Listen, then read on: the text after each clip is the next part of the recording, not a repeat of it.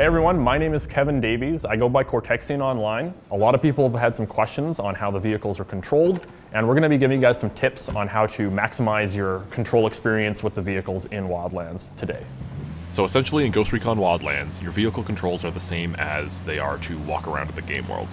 On PC, you've got WA, S, and D to move around, and on controllers, you have your movement joysticks. In both cases, the controls with vehicles are very, very sensitive, so you're going to want to just tap or nudge your controls to actually turn or move the vehicle. When it comes to helicopters in Ghost Recon Wildlands, on PC, the shift key will increase throttle and increase your altitude, while letting go of the shift key will cause your aircraft to simply hover in place.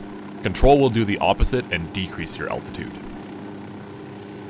W is essentially going to basically pitch forward and kind of drift a little forward.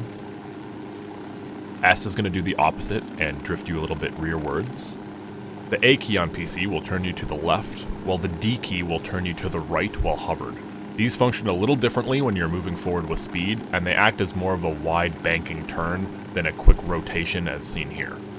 To get moving forward at a decent speed, you're basically going to want to hold Shift and W together to get your aircraft to pitch forward and start to accelerate until you see your helicopter do this little bump and start pitching down towards the ground.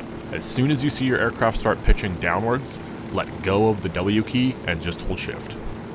One of the biggest tips I would recommend to you guys in the game to get better at helicopter piloting is to find a road with some curves in it and basically just try and pilot yourself along that roadway without crashing into anything, and basically just trying to follow the contours of the road.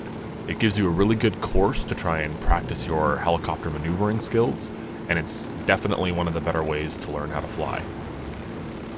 Next up, we're going to be talking about airplanes in Ghost Recon Wildlands, and as a PC player, one of the things I highly recommend is that you go into your options, your keyboard and mouse settings, and then turn on airplane mouse steering. What this does is it basically allows you to pitch and bank using your mouse instead of the WA, S, and D keys on your keyboard. For console players, you guys are basically going to be stuck using the control sticks, so you're basically going to just have to kind of use those as they're implemented.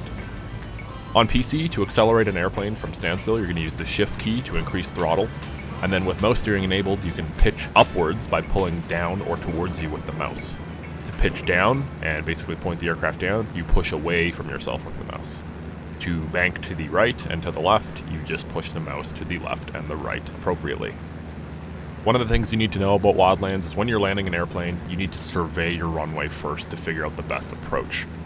To actually make a turn, you basically just kind of bank to one side and then pull the mouse towards you, and that will pull the plane into that roll and kind of like make a good solid turn.